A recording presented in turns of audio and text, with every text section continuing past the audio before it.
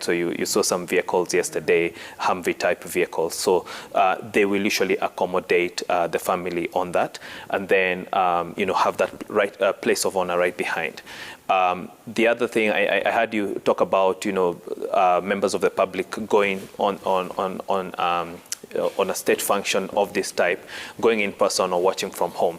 There's a lot of generational transition that is happening. I noticed during the week when members of the public were viewing, I saw some of our parents, it's very important for them to show up and say, I was there. That's right. I went, I saw him, and they'll tell a story. I came from Muranga at 3 a.m., had to see my former president. So it's amazing now as we transition to a more digital experience of media, you find the younger generation are very comfortable watching from home, but our parents and the older generation will want to be there. But even then, I think there's also perhaps, and maybe it's an African thing of being there and viewing the body, because there was a story that was done by, I believe, Raquel Muheria, and she was speaking to very young people who went there. Some of them obviously don't know the man. Yes. Were little children during the time of his administration. And so it's a moment of history, I think, like you say, for everyone, but obviously having different significance for those who are a little older, that being present and being there. You know what it's like when you attend somebody's funeral, and many of us still take the program home with us. Yes. Yep. And, we keep it, and you want to remember that I was at, so-and-so's funeral. And so, you saw quite a bit of that yesterday with many older people saying, that here we are, and I was there and I attended.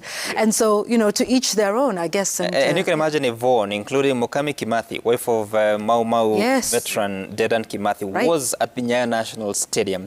And you see at her age, and of course, the challenges she's been going through, you can imagine that she thought this is the right thing to do, to come and bid farewell to a man that she has known for many years.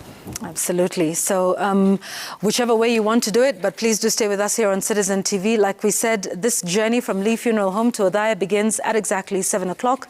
We've seen members of the family going into Lee, and that suggests that is about to begin with now just 6 minutes to go to the start time.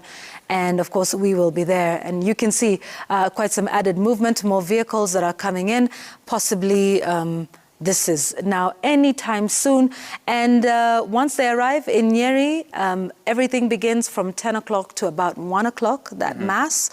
And like we said earlier, you will get to hear quite a bit more from family members that perhaps added that we didn't get to hear from yesterday. And that is one of the things you always remember, that it is a state funeral. He was the third president of the Republic of Kenya. But for his family, this is a very important day. They're mourning somebody that they have known all their lives, and it's very personal. Right. And so I suppose today is the day we will see quite a bit more of that, of, loved ones paying tribute to their father, their grandfather, father-in-law, uncle, aunt, and just a little bit more personal today, even with all of the ceremony that will attend that. The body is about to leave there. I wanted to ask something about what will happen there. So there's typically a military gun salute. It's a 19-gun salute. Yes. Why 19? Why not any other number? So, like I said earlier, one point that you've made that's very important, families make a lot of sacrifices when somebody is in national leadership. It is a big price to pay to be a national leader. They say it's very lonely at the top. That's one of the reasons a lot of deference is given to families.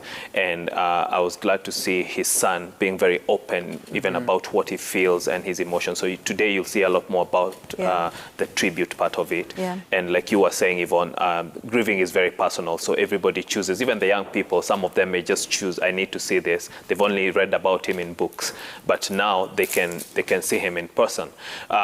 The 19-gun salute, a lot of the military traditions, like I said earlier, are inherited from the British Commonwealth tradition.